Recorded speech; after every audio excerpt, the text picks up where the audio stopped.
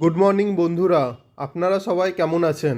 আজকে 27 দিন কমপ্লিট হচ্ছে আমার 30 দিনের চ্যালেঞ্জে। আজকে মেনুতে মুগ অঙ্কুর, ছোলা অঙ্কুর আর ভেজা বাদাম আছে।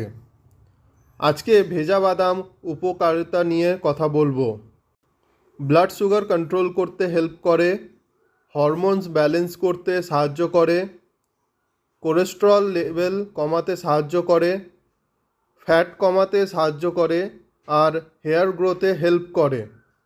তোমাদের যদি আমার ভিডিও থেকে কিছু নতুন জানতে পেরে থাকো তাহলে লাইক করো আর কমেন্টে জানাও তোমরা কবে থেকে শুরু করছো, আর ফলো করতে ভুলবে না। Thank you.